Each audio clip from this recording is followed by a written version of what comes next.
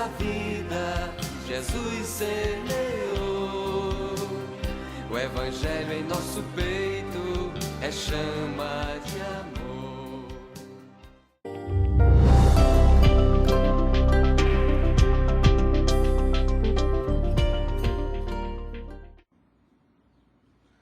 Fundamento, quando nós pensamos na palavra fundamento, nós pensamos naquilo que dá base, aquilo que dá sustentação a qualquer coisa.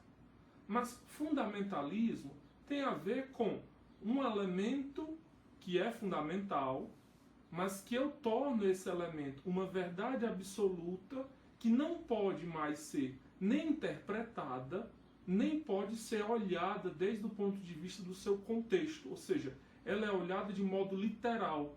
Nesse sentido, se apega à letra e não ao espírito. Explico.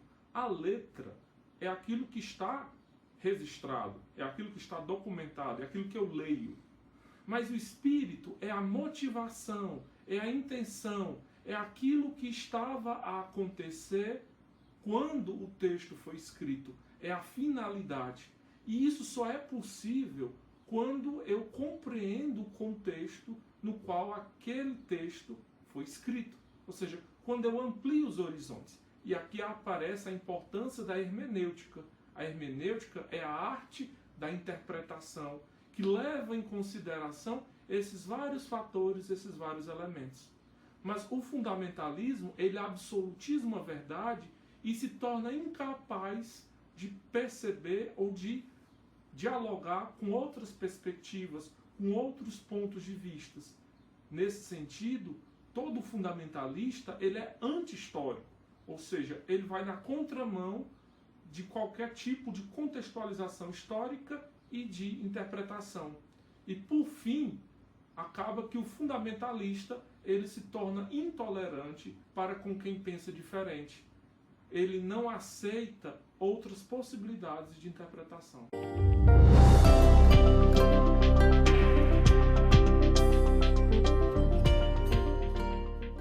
Hoje nós estamos falando no nosso vídeo sobre o fundamentalismo bíblico, mas existem diferentes tipos de fundamentalismo. Nós temos um fundamentalismo cultural, quando um modelo de viver em sociedade, de hábitos e costumes, é imposto a outra sociedade, desprezando os costumes daquele povo.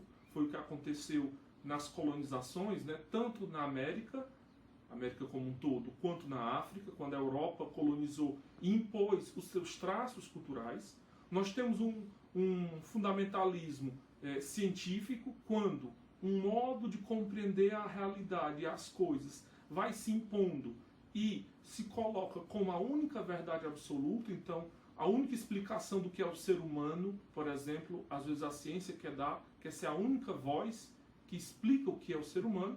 Nós temos um fundamentalismo político, quando nós encontramos determinadas ditaduras que se colocam como a única perspectiva possível e não admitem questionamentos.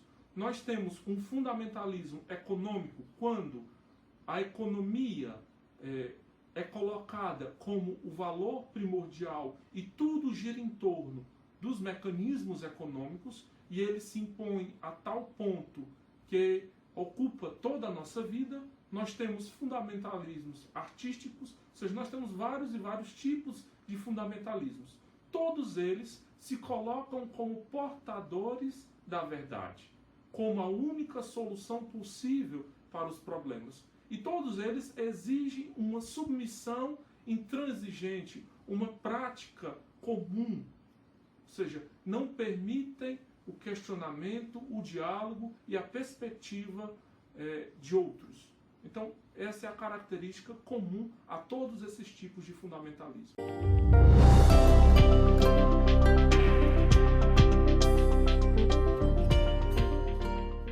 Bom, entre os vários fundamentalismos, nós temos o fundamentalismo bíblico, que é quando alguém, tomando o texto, alguém ou algum grupo, alguma igreja, alguma vertente, tomando um texto das Sagradas Escrituras, essa pessoa lê de modo literal, ou seja, ela aplica simplesmente o texto, sem se preocupar com o contexto histórico no qual foi escrito, a intenção do autor, sem observar às vezes o que vem antes, o que vem depois, pega simplesmente um versículo e aplica. E às vezes aquele texto foi mal traduzido. Às vezes nós temos problemas desse tipo. A gente sabe que a Bíblia não foi escrita em português. E aí nós temos hoje em dia toda uma série de instrumentos que ajudam a compreender melhor as Sagradas Escrituras. E se a gente então não utiliza esses elementos, nós vamos simplesmente aplicar o texto. E vamos acabar nos tornando fundamentalistas. Então, o fundamentalismo, ele não aceita a interpretação, não aceita a hermenêutica. Aceita como interpretação válida a sua interpretação. É a única válida, é uma verdade, e a partir dela estabelece sobre os outros. Não permite que o texto bíblico passe por uma discussão, passe por uma análise crítica. Para ele, o texto é apenas palavra de Deus, o texto não é palavra humana. Se nós olharmos a posição de Jesus, nós veremos que Jesus é um antifundamentalista. Diante daqueles que dizem que ele descumpre as leis, Jesus toma as leis, toma a palavra de Deus, que é chamada para os judeus, a chamada lei, que é a Torá. Jesus toma e diz, olha, a intenção do meu Pai ao dirigir essa palavra era essa. O seu objetivo era este.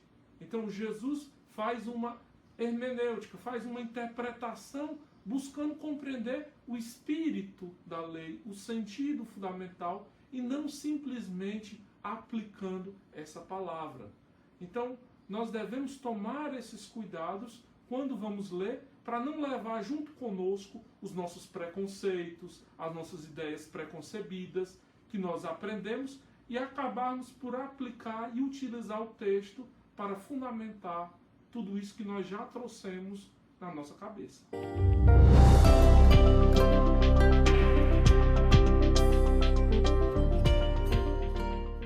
O fundamentalismo, ele traz muitas consequências para o jeito como nós vivemos a fé cristã. E se nós olhamos ao longo da história, nós encontraremos muitas dessas consequências. Por exemplo, a escravidão, ela foi justificada se utilizando textos das Escrituras. Ou seja, se utilizou a Escritura para justificar que o homem branco é superior ao negro. E que esse fundamento é encontrado nas Escrituras, que foi Deus que quis assim. E que agora os homens brancos vão salvar os negros que estão condenados. E para isso se justificou, por exemplo, a escravidão. Mas também, por exemplo, a questão da transfusão de sangue.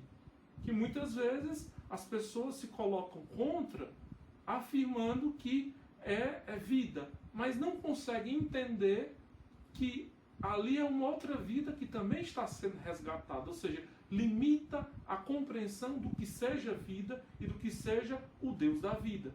Também o problema dos irmãos de Jesus. Ali o objetivo das Escrituras não era falar da árvore genealógica de Jesus, nem era falar da família de Jesus. O objetivo era outro. Além do que a gente sabe que o termo irmãos de Jesus ali tem uma conotação de clã, de parentes próximos, ou seja, esse não é o objetivo. Ou o tema do inferno, por exemplo. Quantas vezes se tomam pequenos trechos das Sagradas Escrituras, que são bem poucos quando você olha o conjunto das Escrituras, e se faz assim toda uma visão catastrófica do mundo e do inferno. Então, não se contextualiza, não se olha o contexto, o conjunto dos elementos. Mas tem um tipo de fundamentalismo que é bastante arraigado na nossa sociedade e que é muito, muito presente nas nossas comunidades, que é a submissão das mulheres aos homens. Para tanto, se usa desde textos que nós encontramos lá no Gênesis, numa leitura distorcida da relação entre homem e mulher, se usam vários textos das Sagradas Escrituras e depois se pega inclusive o Novo Testamento para fazer esta justificativa. Quando nós olhamos a prática de Jesus, e diante de Jesus nós encontramos uma igualdade fundamental entre homem e mulher. Vejamos um trecho das Escrituras do Novo Testamento que é comumente utilizado para a gente justificar as Sagradas Escrituras. O texto, então, está em Efésios, a carta de São Paulo aos Efésios, capítulo 4, versículo 24. E diz assim: como a igreja está sujeita a Cristo, estejam as mulheres em tudo sujeitas aos maridos. Ou seja, aqui se justifica para dizer, mulher, você tem que fazer a vontade do seu marido. Mas não se lê o versículo seguinte que diz: e vós, maridos, amais vossas mulheres como Cristo amou a igreja e se entregou por ela. Ou seja, faz uma exigência radical de que os homens deem toda a sua vida para as mulheres, para o cuidado delas. Então veja que o fundamentalismo, ele toma uma palavra e tira do seu contexto. Essa não pode ser a nossa atitude. A gente deve ler a palavra de Deus olhando o seu conjunto. Então, se você gostou desse vídeo, se te ajudou a entender melhor o que é fundamentalismo, eu peço que compartilhe esse vídeo, dá o seu like, pede o seu amigo, a sua amiga para se inscrever no nosso canal e boa leitura da palavra de Deus. Boa nova em nossa vida, Jesus semeou.